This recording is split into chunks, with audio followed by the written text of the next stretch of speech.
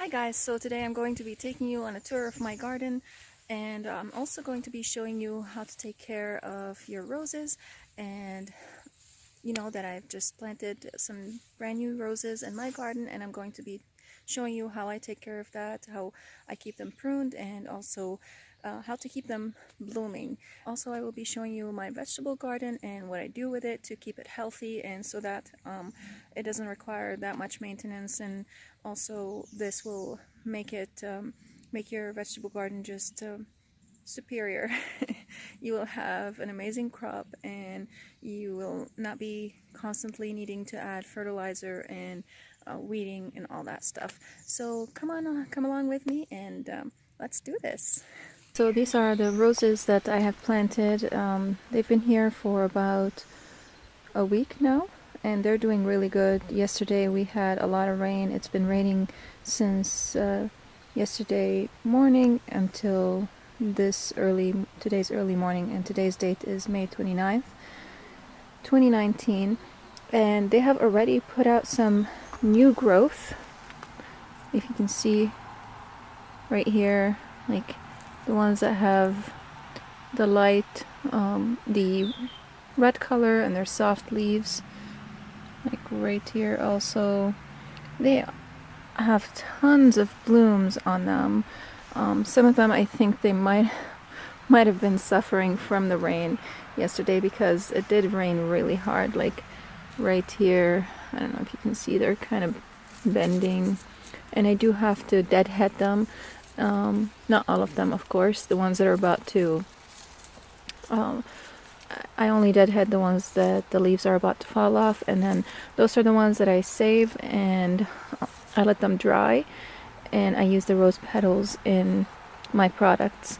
So if you guys have any ideas also for me to use these rose petals in the products, like what products would you like them to be used in, what products do you want to see me make, also what types of videos would you like me to make, like for educational videos, you know.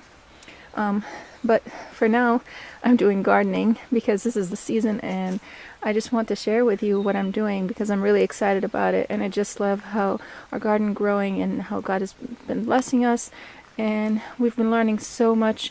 We've been here, this is our 4th summer in this house, and we have learned so much just being on this property and just doing gardening. It's been such a learning curve for us, even though I grew up practically almost on a farm. My parents just grew a lot of vegetables and fruits and all that stuff, and I've learned so much from them, but they lived in a completely different environment, and it's been such a huge learning curve for me just to come here and learn about how to grow things in just a completely different environment. Where I lived before, I lived in Lebanon, and excuse me while I catch my breath. And just the environment over there is completely different. It's more sort of like California's weather, from what I've been told. I haven't been to California yet, but one day I will. And over here where we live in New Hampshire, it is super cold for most of the year. Like right now, it is May 29th, and the temperature is 52 degrees out here. I'm still wearing a jacket, a light jacket, you know, and but still, we had a few days where it was 80 degrees, and now it's cold again. So our planting season is pretty short. But I just also wanted to show you how I deadhead these things, how I just do some light care on these roses, and yeah, so why don't you just sit down and watch, or work and watch, because that's what I do. So I thought I'll start on this one first, and just to show you what I do before I start pruning or deadheading anything, I always have a small alcohol sprayer with me. I take my pruning shears, and they're make sure they're sharp. These need a little bit of sharpening right now, and what I do, I just spray it on the blade where it's going to be touching, just to make sure to disinfect it if there are any diseases from other plants that I have pruned previously. Also between roses I do the same thing, just to make sure that I don't spread diseases between plants. And so what I do is I just take a look and see which ones are about to fall, or to drop their leaves, and kind of deadhead those. And with this rose variety, the knockout roses, I'm not pretty sure about this, but I believe that you can deadhead them at the 3 leaves stem because they just are continuously blooming throughout the year. Well, not in the winter, of course, from spring to all the way through fall. But there are certain types of roses that you have to deadhead at the 5 leaf, like right here. Here, let me bring you closer. Okay, so right here, this is the 3 leaf, and this one right here, it has 5 leaf stem. So some people, well, some roses you have to deadhead at the 5 leaf where it touches the 5 leaf, like right here. Or with some other varieties you deadhead at the 3 leaves, because the reason why they deadhead them at the 5 leaves is to make sure that they're going to bloom again and grow some new roses again. But I can see right here at the 3 leaf mark, this new bud growing right there. I don't know if you can see it. There's also at the 5 leaf mark a new bud growing right there. So I believe with this variety you can deadhead at the 3 leaves mark. So that's what I'm gonna do right now. Also, because if you can see right here, you have tons of bloom, like a cluster of blooms all together coming out from the same place. So when you are deadheading, you can't really go down to the 5 leaves, because then you're going to lose all these pretty blooms. And I don't want to prune these unless I have a project for them, you know, like to put them on soaps or stuff like that. And I really want to see the rose flowering and blooming. So yeah, let's start. So I see that this one right here needs to be deadheaded, so I'm just going to take my shears and get as close as I can down to the bottom of this thing right here, just like that.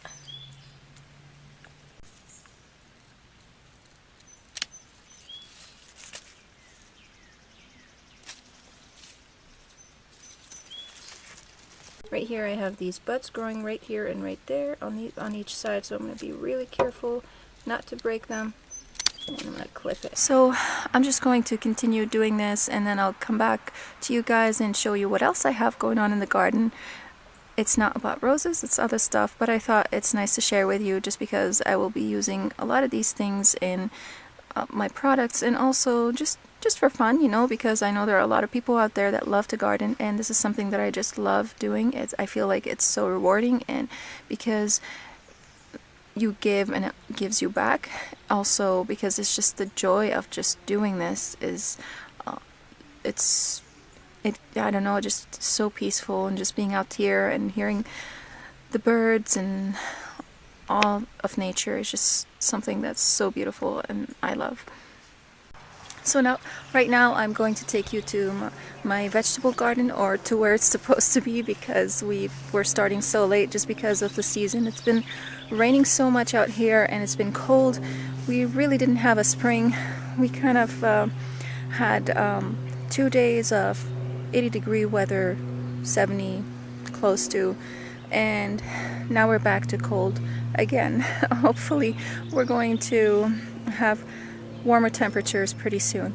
So we don't have anything planted yet. I've just potted some plants. I've just planted some seeds in some pots, which I will be showing you also soon. But this is what I want to show you, what we do to our beds, to our raised beds. Not the beds we sleep in, but our raised beds where our vegetables sleep. All right. Okay, so as you see right here, we have this landscape fabric covering our beds, and that's because we're not ready yet to plant. I'm not sure if we're going to keep the landscape fabric right here when we're planting or not. That will depend on the types of plants that we're going to be planting. It depends if they need a lot of spacing in between, or if they're plants like beets where you can plant them pretty close together, like 1 inch apart. So But before the planting comes, I want to tell you what we do each year, and this makes our vegetable garden super healthy. As you can oh, my battery's about to die. Okay, as you can see right here, I just want to show you the grass, how big it is, because we had a wasp nest right here in this bed, and while I was trying to pull it, I didn't know it was in the ground. I was pulling it, and they kind of swarmed on me, and I ran away. But thankfully I just had only one sting on my finger, which was not so bad. So my husband just kind of covered it with the grass, which that's what we do to our bed. So that's what I wanted to tell you. I'm getting ahead of myself.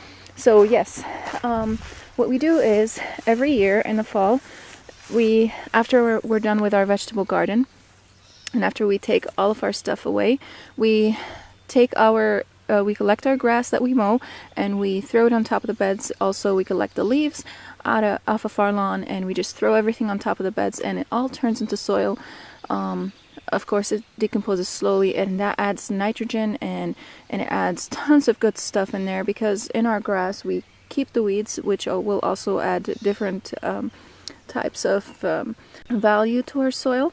So and then once we're ready to plant, we mix everything in, and that just makes the bed super healthy. And as I just showed you right there, how the grass was growing super healthy. So this is how our vegetables grow.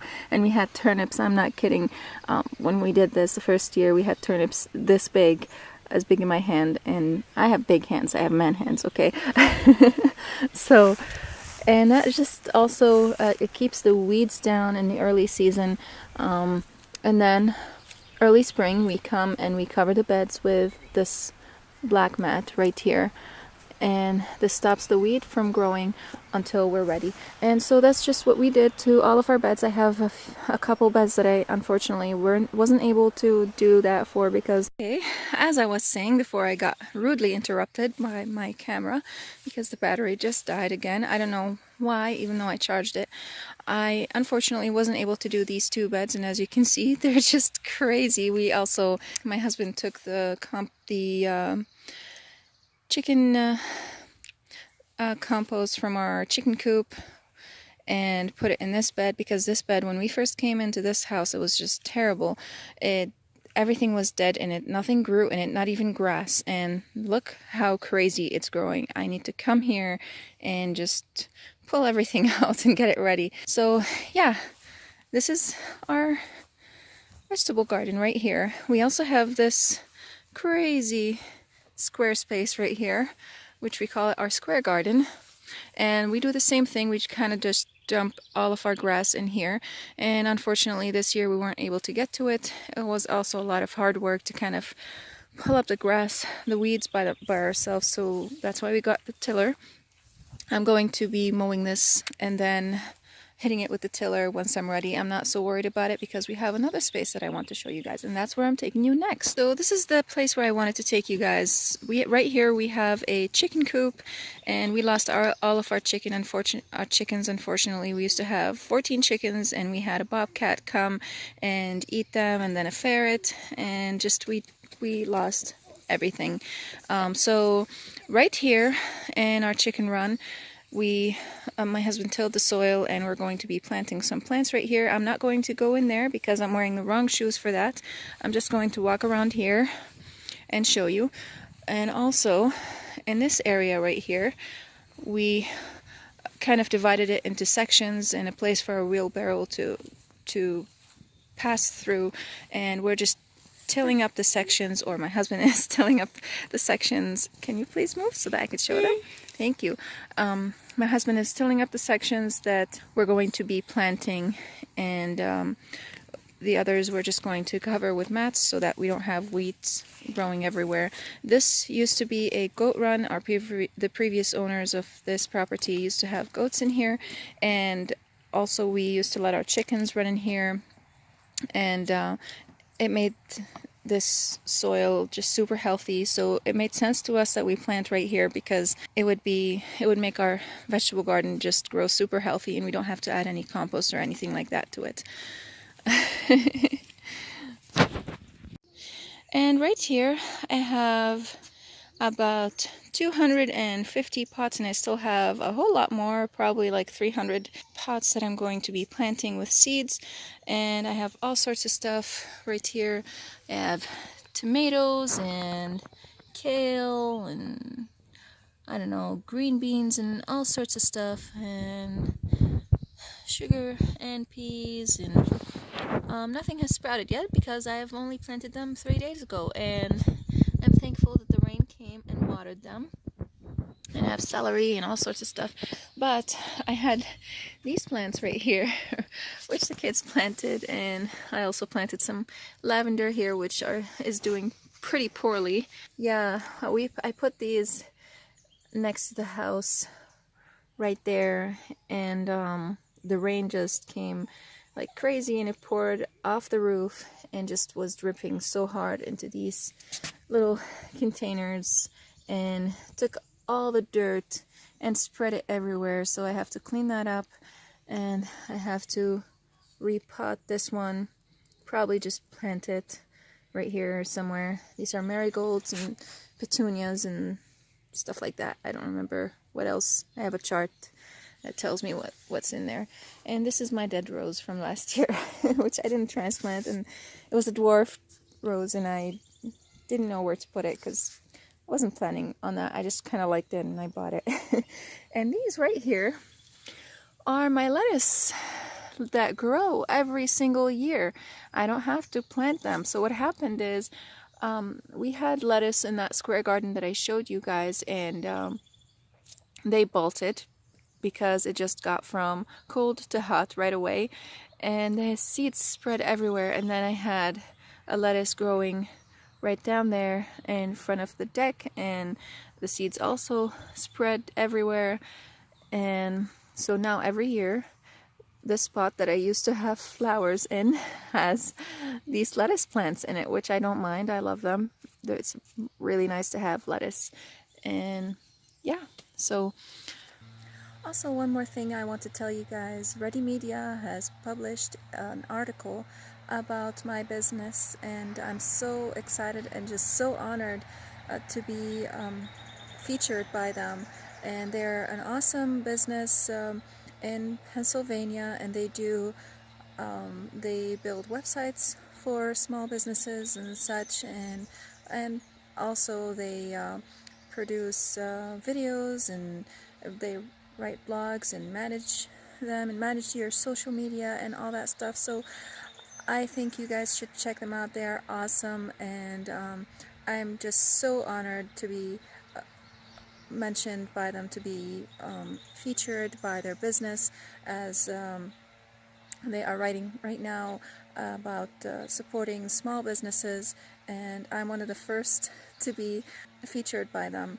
So I will leave a link for their business down in the description box below, and if you guys are interested in having a website built for your business, or in having a video published, or someone to manage your social media for you, or anything like that, go check them out. And yeah, I'll leave a link for them down in the description box below. And I'm just so honored to be featured by them. So alright, so that's it, you guys, and thank you so much for watching. If you have any ideas on what types of videos would you like to see next, please leave them down in the comments down below. Also, I will be leaving a link to my Etsy shop. I sell soaps and handmade soaps, and I also I'm going to be making skincare products and bath and body and all sorts of stuff, and I'm going to be also posting videos on those, how to make them yourselves, just some educational videos, and also videos of me just making the products with no tutorials. But this is my heart to share with you guys and to teach you, to help you to be self-sufficient and to take care of yourself, and to offer you products that will be helpful to you and to your families, for your skin and for your health in general, because that's my heart. This is what I want for my family, and that's what I want for everyone. You can take it or leave it. So thank you again so much for watching, and hit the subscribe button if you like to see more of these videos, and hit the like button if you like this video. If you don't like this video, you can hit the thumbs up, thumbs down button. That's okay by me. Yeah, also please share this video and help me to just this will help support my business, and I might be leaving some affiliate links down in the description box below. If you guys use these links, this will not cost you any more than what you pay for the product originally, but it will help me to get a little bit of money to support my business and to support my family. So thank you guys so much again, and I'll see you again in the next brand new video. Bye!